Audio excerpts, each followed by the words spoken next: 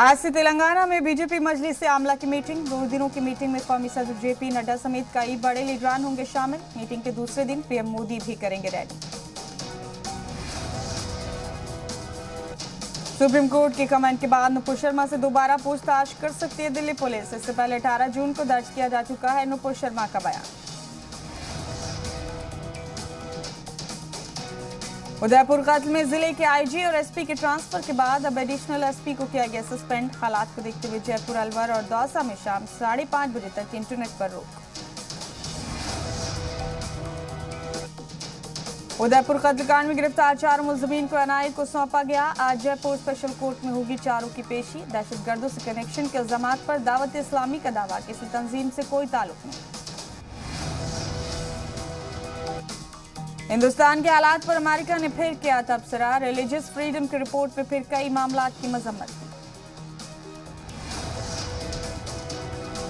Assembly chairman ओहदे के लिए बीजेपी ने पेश किया राहुल नार्वेकर का नाम। अघाड़ी इत्तेहाद को आज शाम तक देना होगा अपने उम्मीदवार का नाम ना आने की सूरत में बिला मुकाबला मुंतखब कर लिए जाएंगे राहुल नार्वेकर।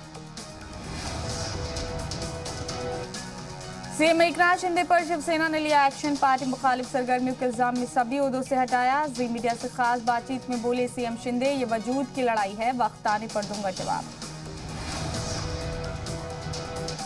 शिवसेना लीडर संजय राउत से ईडी ने 10 घंटे तक की पूछताछ। पात्रा चौल मामले में लेन देन को लेकर किए गए कई सवाल।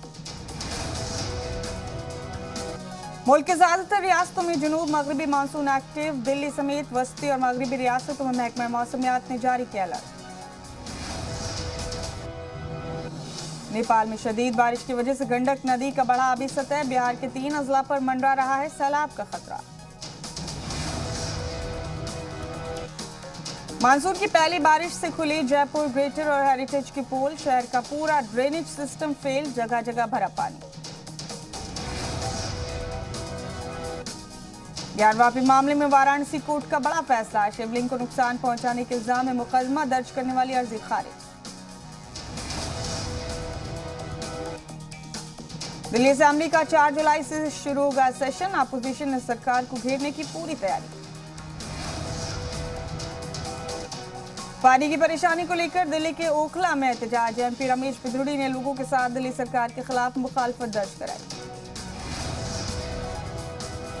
डेंगू को लेकर दिल्ली म्युनिसिपल कॉर्पोरेशन और एम्स ने शुरू की बेदारी मुहिम। कैंप लगाकर लोगों को किया बेदार। रूस और यूक्रेन के बीच गुज़िश्ता 4 महीने से जंग जारी। रूसी हमले से यूक्रेन के ओडेसा में शदीद तबाही। ग्रेटर नोएडा के एक हार्डवेयर पेंट की दुकान में लगी शदीद आग। लाखों का सामान जलकर राख। फायर ब्रिगेड की टीम ने आग पर काबू पाया। ओडिशा में रूसी हमले पर सदर ज़ेलेंस्की ने जताई मुखालफत। रिहायशी अपार्टमेंट पर हमले से शदीद नुकसान। सीतापुर में जमीन माफिया रमन सहानी के इमलाक कोर्ट की इंतजामिया ने 6.5 करोड़ के इमलाक की कुर्क। बिहार के कटिहार में बदमाशों के हौसले बुलंद। इन दहाड़े 10 लाख रुपए की लूट। मुखालफत करने पर बदमाशों ने मारी गोली। राजस्थान के डूंगरपुर में नाबालिग की मौत को लेकर एहतजाज। मुलजिम को जल्द से जल्द गिरफ्तार करने का मुतालबा। जापान में गर्मी ने तोड़ा 147 साल का रिकॉर्ड। हीट वेव और बिजली कटौती से हालात खराब।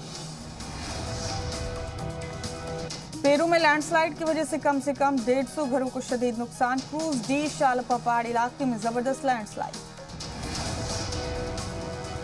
स्पेन के जंगलों में शदीद आग। हॉलीडे स्पॉट से सैकड़ों टूरिस्ट को महफूज निकाला गया। एजबेस्टन टेस्ट में इंग्लैंड के खिलाफ ऋषभ पंत और रविंद्र जडेजा के पावर पंच से मजबूत हुई टीम इंडिया। पहले दिन 7 विकेट पर 338 रन का स्कोर खड़ा किया।